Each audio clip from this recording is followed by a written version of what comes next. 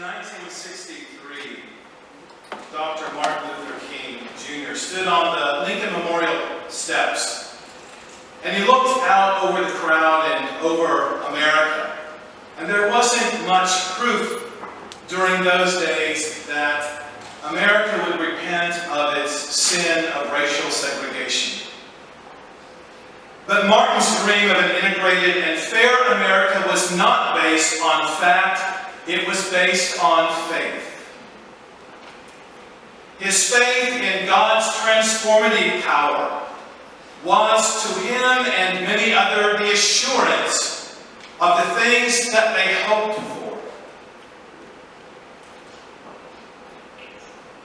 Martin stepped forward in faith because he and millions of others desired a better country and a land well watered by justice and equity for everyone.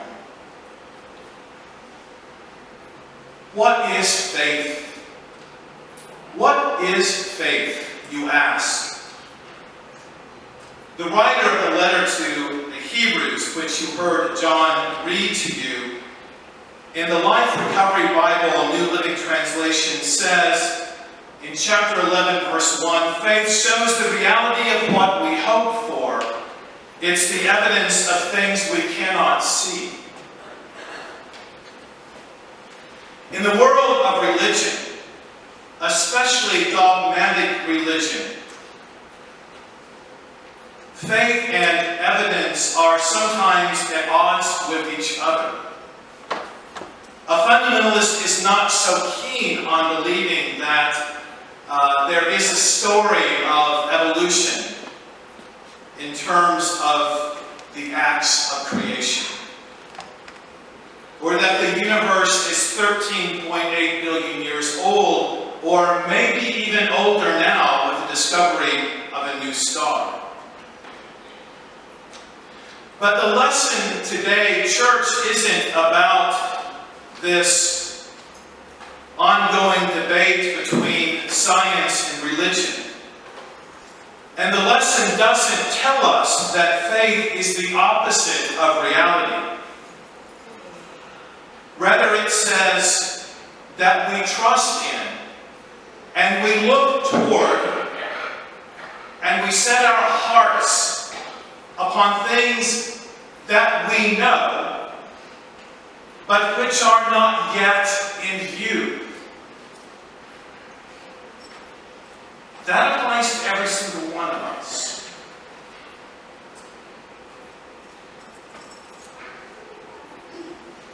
We don't see the wind blow, but we look at the trees and we feel it on our cheeks. We know wind is real, but we don't see it. We can't see what's out there beyond the horizon, but we believe that if we keep walking, we will reach a new country. In verses 8 through 12 of chapter 11, the writer of this letter speaks about faith in terms of a journey, and he uses the story of Abraham and Sarah, the first parents who came to be called Hebrews or Jews, and then Christians, and then Muslims. All three faiths, Judaism, Christianity, and Islam, look to Abraham and Sarah as our common ancestors, the first parents. Comfortable and secure in an old age, Abraham and Sarah experienced this unexpected call to venture forth on a journey. They discovered that there was more to life than prosperity and predictability. A voice beckoned them toward new horizons, and no doubt they resisted this call at all costs. But nevertheless, they sought out on this world of adventure with no safety net except that God's companionship would travel with them through the wilderness. So with fear us know when we set upon a journey that's quite unfamiliar and perhaps risky or challenging, they risk everything to start out on a journey that was unknown. Abraham and Sarah had no idea when they left Ur and Haran and journeyed southward toward Canaan. They had no idea where they were going. They hadn't been there before. They had no cell phones with maps to tell them where to go. But by faith, they ventured into the future and became the parents of innumerable numbers of people. As Hebrews chapter 11:1 says, "Now faith is the assurance of things hoped for, the conviction of things not seen." Faith shows us the reality of what we hope for. It's the evidence of things that we cannot now see. You know, this is the sermon in a nutshell. I think faith matters. I do. I think faith matters. And I think you do too, because we're all here. We're all in this journey, in this community together. And I think the best way for us to describe faith or to understand faith is through the metaphor of journey. Because we step forward in faith. We step forward on this journey. It's something we know. We know, even though the totality of this journey will never be known until we cross over for that last time. Faith is a journey. We're all seekers, we're pilgrims, we're adventurers. I even think we can be trailblazers, church. And that's probably what we need to be in this postmodern world in the 21st century. Trailblazers. Setting a new path for people who have no idea where faith is leading them, if they have faith at all. We set forth on this journey searching for the best possible ways to live in relationship with God and with each other. And we do that through the one that God revealed to us, whom we call the Way.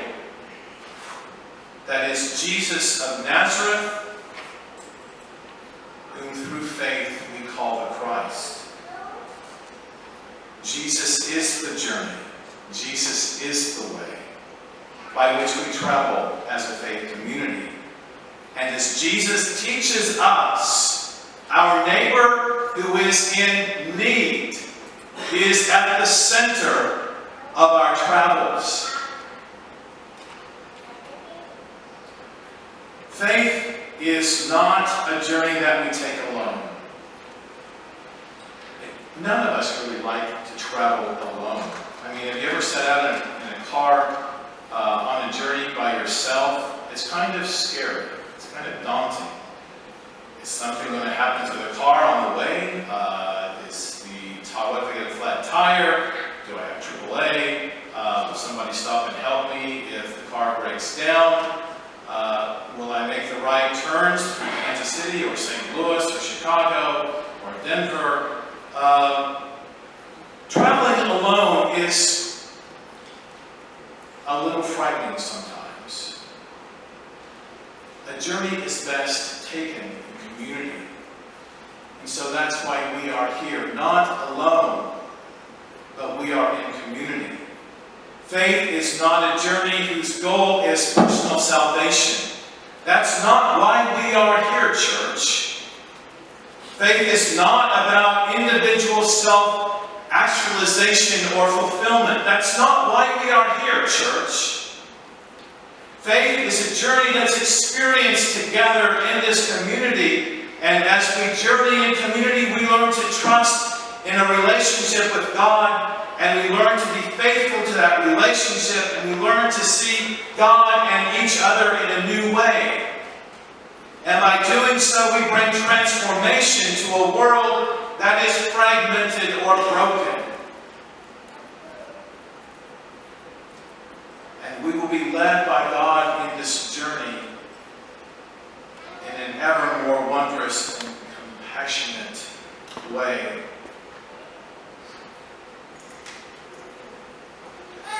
There is a bit of a spiritual crisis going on in our world.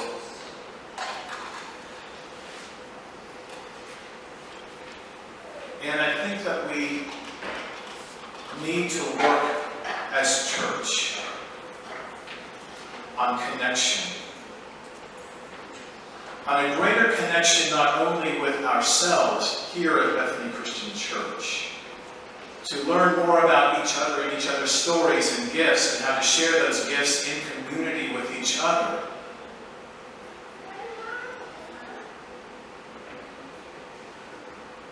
But we need then to understand our connection to the wider world.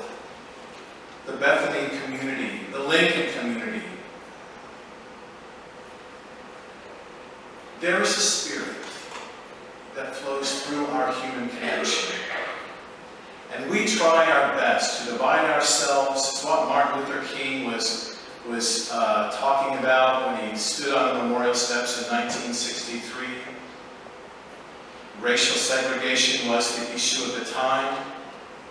Then in the 80s, we became aware of the LGBTQ issues, and we started to embrace our sisters and brothers in the LGBT community, seeking to include them and not exclude them.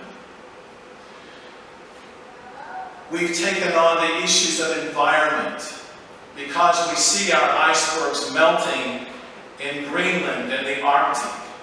We see the warming of our temperatures, and we see plastics. And so now we are aware of what we need to use and how we need to treat our planet with care. And now as a community, we face the ongoing issue of addiction. Drug addiction, alcohol addiction. 1 in every 12 people is addicted. 1 in every 6 people is addicted to drugs and alcohol. 1 in every 3 people are addicted to something. And so as a church, we provide a hospitable space, a safe space, a secure space for people struggling with alcohol and drug addiction. And we seek to learn more about it and how we can journey with our sisters and brothers. We divide ourselves up into Jews and Christians and Muslims and Buddhists and Hindus and 300 other denominational and religious groups. But we are all connected, and sometimes we fail to understand our deeper connections that trace back to 2 people called Abraham and Sarah. Church, the journey of faith is an adventure. It's an adventure. It always has been.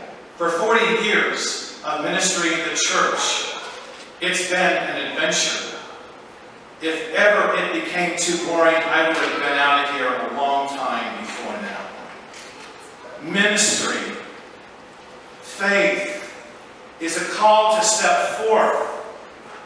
It's a call to listen to the voice of God beckoning us to step forth.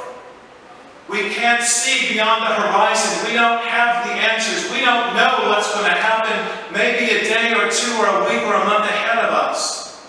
And there's a lot of work for us to do in the world and in our community. But we are community. We are partners. We are sisters and brothers called by Jesus Christ to embrace the world that we are a part of in this day and in this time. And to embrace it with kindness and compassion, with justice, and to care for those whose lives are hurting. That is no small task or responsibility.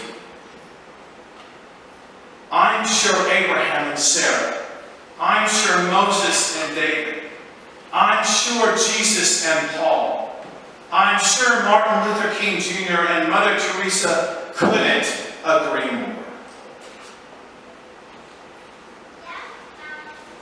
We offer an invitation for you to become a part of a community that seeks to bring change to the community, to the wider community around us, to bring transformation and change upon our own community here at Bethany Christian Church.